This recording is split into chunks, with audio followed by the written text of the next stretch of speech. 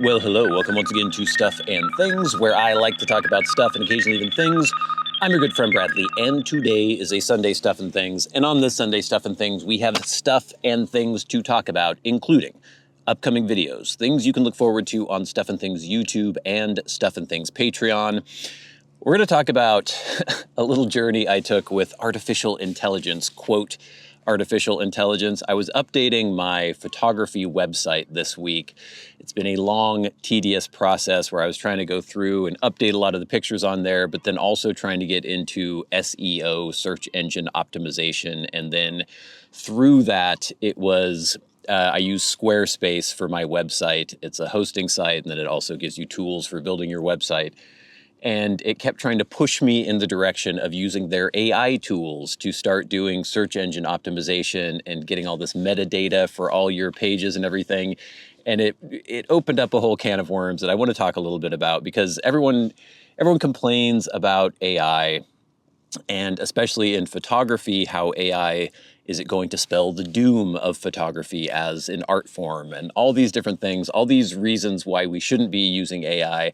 I want to talk about maybe ways that it can be useful. Even the term AI bothers me, but we'll get into all that. We'll have your questions, comments, and feedback in hashtag askstuffandthings. And then, of course, we will end the show with our Patreon shoutouts and updates, as usual. Stay tuned. I think I've got just one really long eyebrow that keeps protruding into my field of vision, and I can't tell if it's actually attached to my eye. I just keep seeing something in my eyeball. I think my eyebrows are going crazy. Anyway, what can you look forward to on Stuff and Things YouTube and Stuff and Things Patreon? Well, this coming week on YouTube and on Patreon, Monday early and ad-free on Patreon, Wednesday on YouTube, we will have the video first two rolls with my vintage Leica 50mm Summicron lens. So this was the lens I was quite pleased to be able to procure.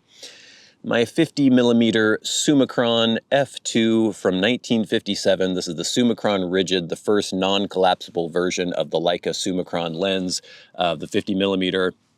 I explained in a video a couple weeks ago why and how I got this lens. I was shopping for a 50mm lens for my M4. I was looking at a modern Voigtlander lens, and then I ended up getting this because I was able to get it at a really nice price. It's a vintage lens with that vintage character that people talk about.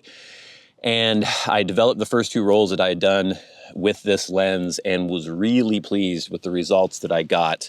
And so this video is going to be showing select images from those first two rolls and just talking about the character of the lens, how it renders, what I think about it. So check that video out. The week after that, exclusive to Patreon, we will have First Impressions Gladora. Again, I don't know how to pronounce this at all. This is a Turkish blend.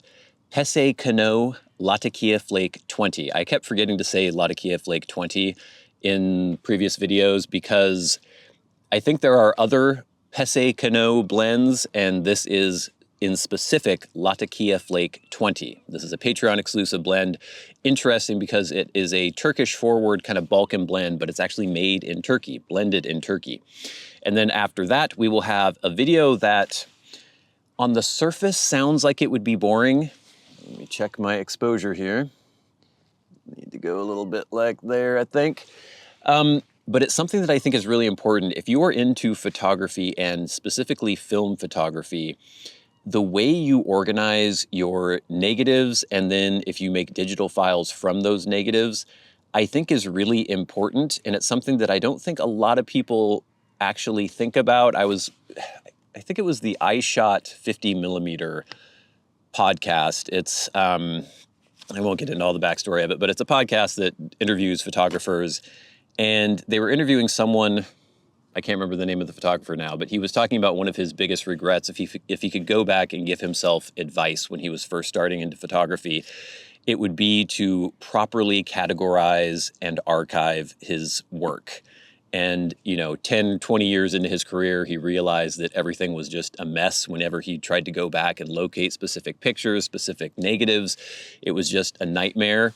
And I have been organizing my negatives and my pictures using a system that I kind of developed myself. And I've been doing it pretty much from the beginning of doing film photography, and it hasn't been that long. I think I'm on roll 43 or 44 or something right now. I started sequentially numbering every single roll of film that I shoot.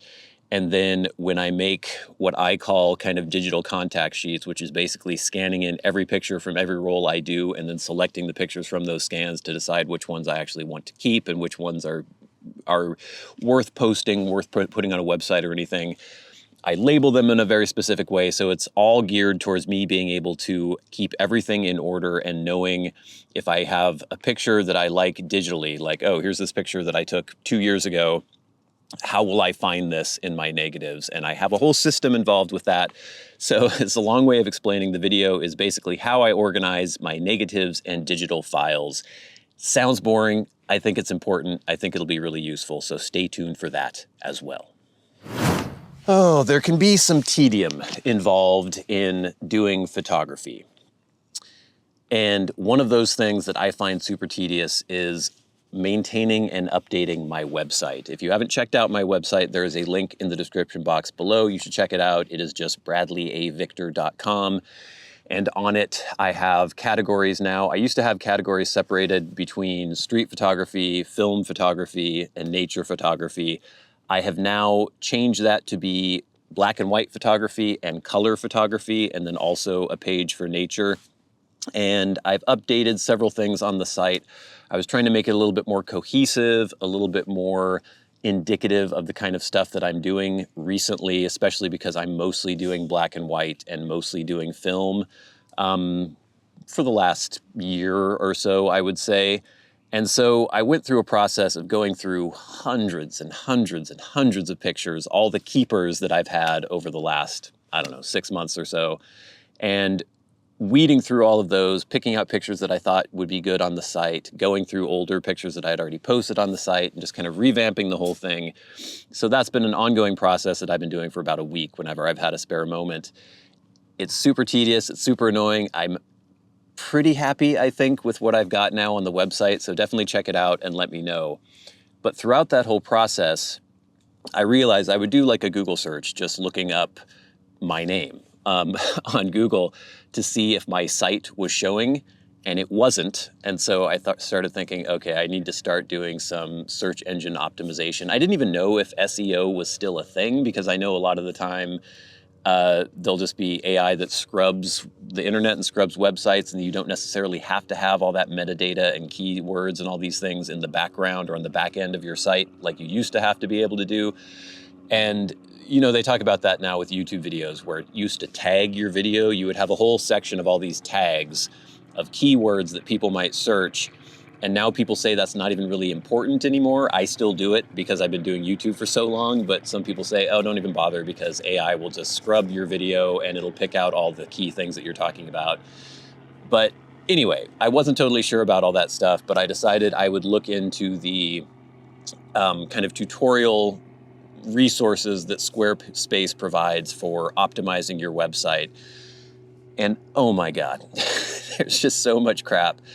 I went through, there's kind of this checklist for metadata and SEO, and I started writing descriptions for all the pages on my site that can kind of be in the background. And this is nothing to do with AI in this part. I was just writing descriptions of like, this is a gallery showing Bradley A. Victor's black and white photography and blah, blah, blah. Stuff that can kind of fill in the background information when people are doing Google searches. But then I got to Squarespace's AI checklist, where they say, okay, we can use our AI to scrub through your website, and it'll write metadata for all of your pictures on your site, all the different web pages or all the different links that you have on your site. And so I thought, okay, let me see what this does. And basically, it's useless, I think. Let me change this. This is going to be happening all day today. So it started out where it would show the background metadata information for each page. So like my home page, my about page, my contact page. And it would write these just ridiculous boilerplate things. Much of what it would write would be completely wrong. There might be some useful stuff you could use there as kind of a a template for what you should write, but you would just have to change pretty much anything. So I didn't use any of that. Then it was saying, oh, for SEO, you should have descriptions for every single picture that you have on your site. And for me, that is kind of a daunting task because I have, I don't know, well over 100. My Lord, this is going to be driving me crazy here, gang. I'm going to have to change this. Let's go to F8. And then we'll do this. That might be better. So, you know, 120 some pictures, and it wanted me to write a description for every single one so people could actually find my site based on searching for a picture. Like they're looking for a certain kind of picture, and then it would link them to my site if there was a description for that picture. It wasn't going to show as like a title or anything for the picture. It would just be all the background information. So I thought, okay, let me see if AI can do this. And so I started scrubbing through, and basically it again was useless, but in really weird ways. So there would be a picture, I had a picture of two guys working on a car in a rainy parking lot, and the hood of the car is up and the trunk of the car is open, and they're both kind of kneeling on the ground on their hands and knees. And the description it wrote for this picture was, two men give emergency medical aid to a person who is passed, or to a person laying on the ground in a rainy parking lot. In the background, a fancy sports car can be seen. So there are two men on their hands and knees. There was nobody to whom they were giving medical aid. There was not a fancy sports car. It was just a normal, like, black sedan that they were working on. They were working on the car, not giving mouth-to-mouth resuscitation to somebody. So completely useless. But then I would have another picture where it would be, there was one where there's kind of this girl with like goth makeup, and you can see her in the foreground. There's another guy in a beard with a beard kind of behind her looking in another direction. There's cool kind of tableau there. And that one described pretty accurately like a girl with black makeup. It even said goth style makeup, I think. It described the guy. But then it would describe the guy saying like he was holding a phone, but he's not holding a phone. It would just make up things, and you figure it's being prompted by things it's seeing in the picture, but then it would supposedly see things in the picture that just weren't there at all. Not even like it was mistaking something for something else. It was just wholesale making things up. So basically, I discovered throughout this entire process, where I was basically rewriting every single description completely by myself, that I couldn't use any of them for all 120 pictures. I haven't finished every single one yet, but it's useless. Like, if I had used the descriptions that the AI came up with for my pictures, people would search and maybe they would find one of my pictures, but then the picture that they found wouldn't coincide with what they were looking for. So it just, I don't know where we are yet. And the thing that worries me about all this is that a lot of people don't care about the accuracy. And you'll see this all the time too, when you look up anything on Google and it'll show you the Google Gemini kind of précis of information about that subject. I did it for myself as well because I wanted to see what it would do for me as a photographer. And it had this description. Maybe I'll even, I don't know if it's going to be changed because it seems to change all the time when you do it. But if I look up Bradley A. Victor, photographer, photographer, not graphy, it comes up with, where is the Google AI thing? It's not even doing the Google AI thing right now. Why is that? Well, the first result I get is just from my website, photographer based in Bellingham, Washington, from my About page. And now it's not even showing me a Google Gemini thing. But before it did, and it was basically, it was saying things like, oh, this is a photographer from Bellingham, Washington. He works often on film, in black and white, doing street or documentary style photography. And I was like, okay. But then it had a quote from me that I had never said, where it said, Bradley has described his own compulsion for taking films as a driving need, something that he has to do every single day, or else he will feel incomplete, or something like that. It just completely wholesale made up a quote. And I never said that. I never have it. It wasn't on my website. It's not on my Instagram. I don't think I've ever done a video where I said those specific words, but it just makes it up. And so how is anyone to know if any of these things are real? I guess it just reinforces over and over again that if you get the, AI result when you're searching something and it's supposedly pulling from different websites, scrubbing websites and pulling out this kind of summary of what it thinks the information is, you just can't ever trust it. You have to go and look at the actual sources and see. So I was trying to think, what are actual good uses of, again, the term AI drives me crazy because it's not AI. Artificial intelligence. These are language models, these are algorithmic generative things that are using information that already exists, pulling from that and then stitching it together. It's impressive how closely it can like if you're using a large language model, it's impressive how closely it can replicate sort of casual speech, but even then there will be all sorts of mistakes and strange things. So the uses I have found for AI so far, I never go on ChatGPT and like ask a question. How do I do this? What should I do about this? That just isn't something I ever do. The only positive use I have found for AI is pretty much making thumbnails for this YouTube channel, where let's say I pull a screen grab from a video. Let's say I'm doing this in a video and I can pull that screen grab, I can take that image, and then I can select subject on Photoshop, and it uses AI tools to perfectly stitch the background away from me, and I can just pull me out of the background. It used to be, back in the day with Photoshop, I would have to use the pen tool and very carefully trace around me, and it would take a long time, and it was very annoying. Now, it's not flawless, but it's close to flawless. I can just say select subject, it'll cut me out of the background, and then I can, superimpose text and other things. That's pretty much it. That's the only thing that I have found useful with AI. I did that video a while back where I was doing those stupid things on that Sora app, just playing around with the weird generative video that they would do.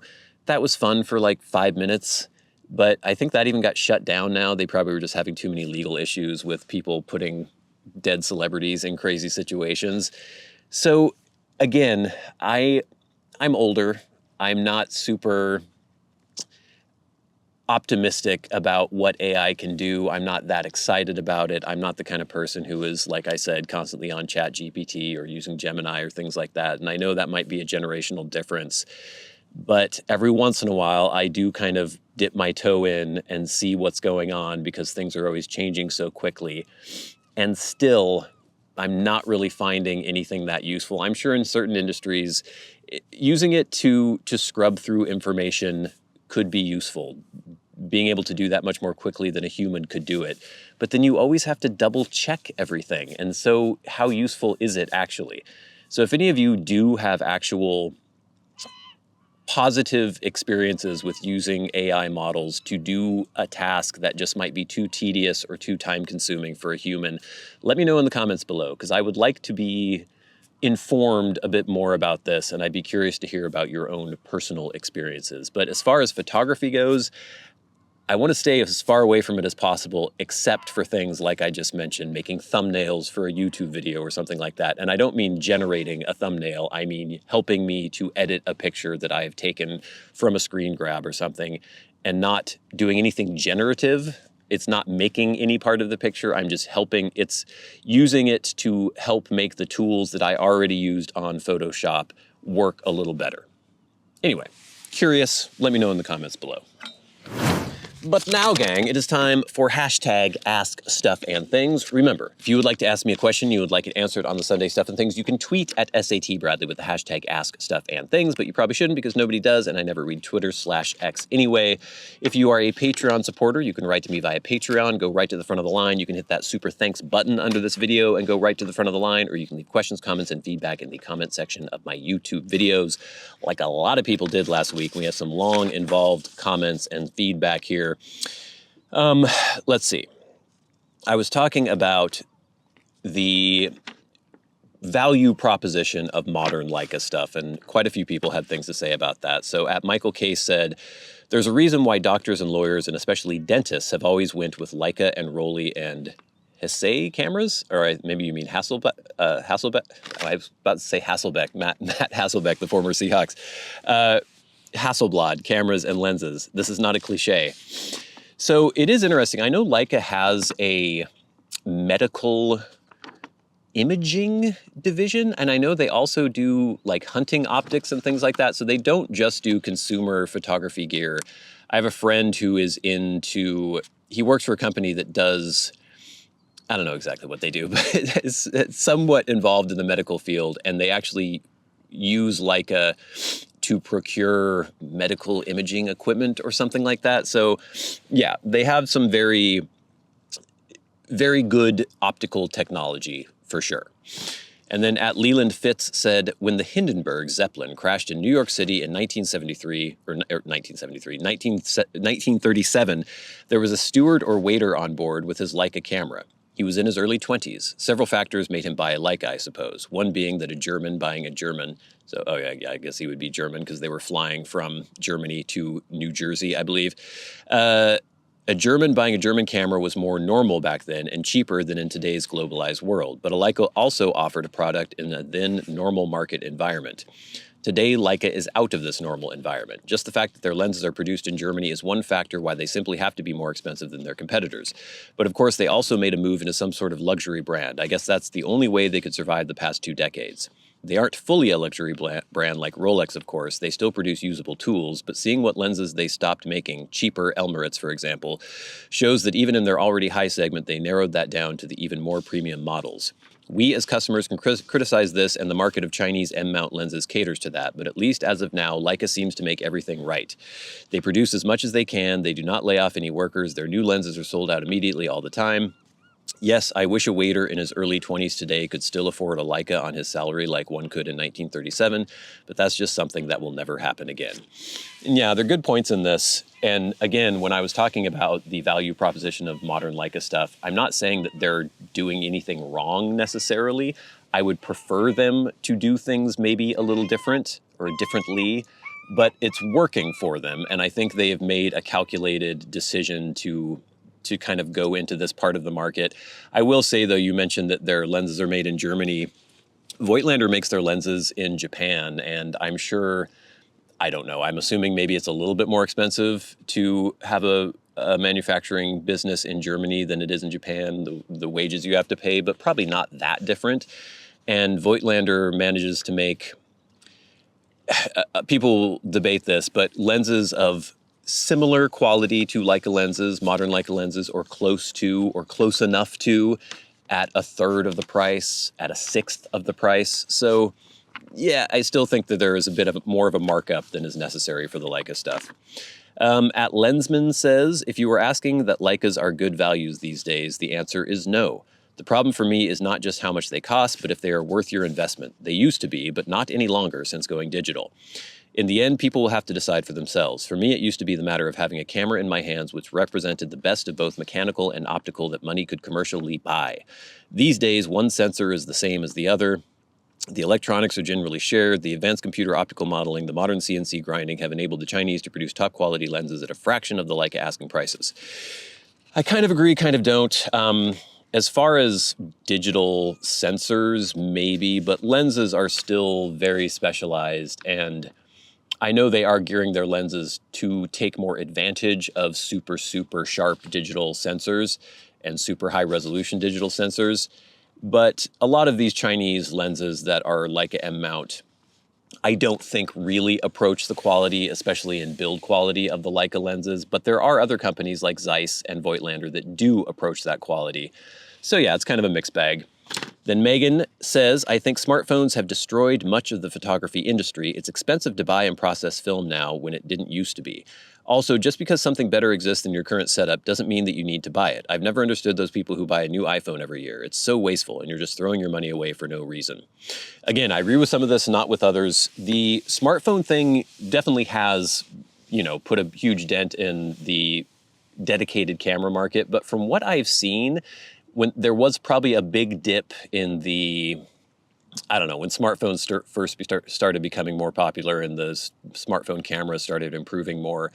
But it does seem like, from what I have read, that camera manufacturers like Canon and Sony and Fuji are selling more dedicated cameras than they were 10 years ago. So I think maybe it's stabilized and that it's not continuously eroding down to nothing. I think there's always going to be a contingent of people, especially professionals, but a lot of kind of enthusiastic amateurs who want a dedicated camera, because still, you know, I did that video a while ago about the iPhone 17 cameras, still can't compare to a real dedicated camera.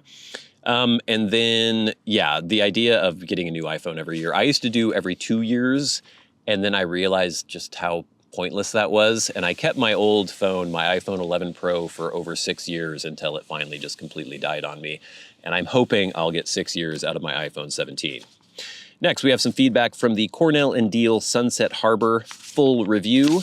First, we have Ted Stryker. This is a Patreon-only video, so all these responses are from Patreon.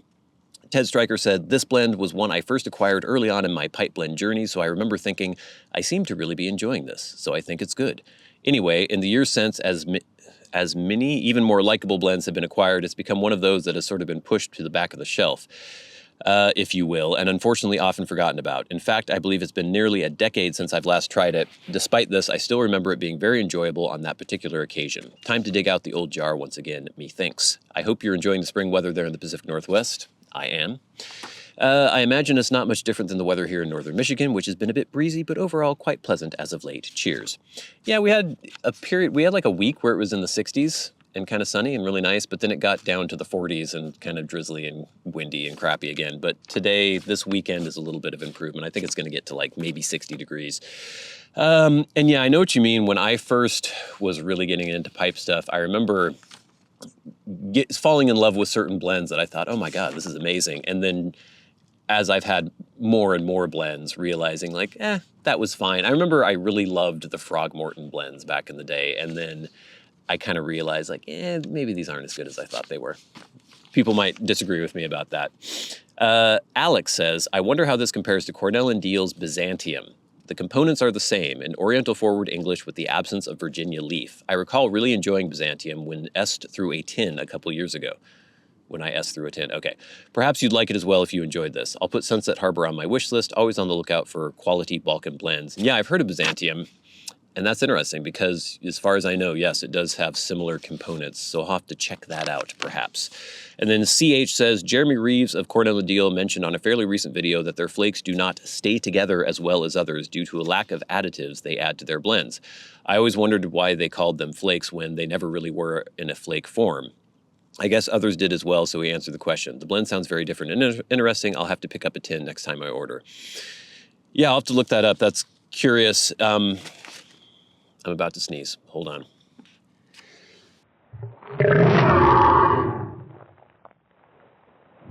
Oh, that was a doozy. Yeah, I'll have to look into that. Just comparing them to like this STG and even McFadin and stuff. McFadin always had very, very finely cut, well, not always, but often very finely cut and very distinct flakes that you could sort of like flap around. You would have to really try to rub them out. And the Cornell and Diehl stuff, usually that's not the case. Anyway, thanks for all that feedback. Please keep it coming in. It really helps make the show go. All right, gang, this video is turning out longer than I had intended it to turn out, but now it is time for the very best part of the show, and that is where we thank our Patreon supporters. Remember, if you would like to support Stuff and Things on Patreon, there is a link in the description box below, and it is much appreciated. It is basically the way I'm able to keep doing what I'm doing on here. If you like anything that I post on YouTube, and you would like it early and ad-free, and you would like to support the continued creation of the things that you like on YouTube, $5 a month gets you into Patreon. You'll get everything early and ad-free. The Wednesday videos that post on YouTube, they post on Monday on Patreon. And then if you're into any of the pipe stuff that used to be on YouTube, $5 a month gets you in on Patreon. All the new pipe stuff goes to Patreon exclusively, and a lot of the old pipe stuff is still being moved over to Patreon. So much appreciated if you support Stuff and Things over there. And every week we like to shout out those who support Stuff and Things at $25 or more a month. The producers of Stuff and Things. People like Jason Buckner, Arcturus, Ashes of the Phoenix, The Friendly Piper, GreatGrol, Glenn, just Glenn, David Severin, Nicholas James, Kyle Whitmore, Mr. Gibson, Chris Caughey, Ryan McFadin, Ted Stryker, and GandalfTheGrey. Thank you very much, all of you, for supporting us. And then, of course, the Maniacs, the crazy people who support Stuff and Things at $100 a month. People like stolid and dependable Bob Magee. And we'll never forget our dearly departed friend and Hall of Fame member, Peter Straub. Gang, what can you look forward to exclusively on Patreon this week? We have on Monday, early and ad-free, the Leica 50mm Summicron first 2 rolls video, and then on Thursday, from the archives, Sutliff 1849 review. And this review was from January 11th of 2017. So, 1849. I remember... Did I review that twice? Because I think I remember having another blend. There was a blend they did as an anniversary of their founding not that long ago. It was maybe a couple years ago, and I'm totally blanking on the name. I'm gonna have to look into that. But 1849, I remember absolutely nothing about, so it'll be interesting to watch this review before it posts on Patreon to see what the hell this blend actually is. But gang, stay tuned for a lot more good stuff coming up on YouTube and on Patreon. I'm going to try to enjoy this good weather today after I edit this. I'm gonna run around with my camera and take some pictures. But until next time, until we meet again, I've been your good friend Bradley. You've been the audience. This has been Stuff and Things on a Sunday Stuff and Things. I'll see you later, and go check out my website, my newly revamped website, bradleyavictor.com. There's a link in the description box below. Bye. Bye. My nose is running now.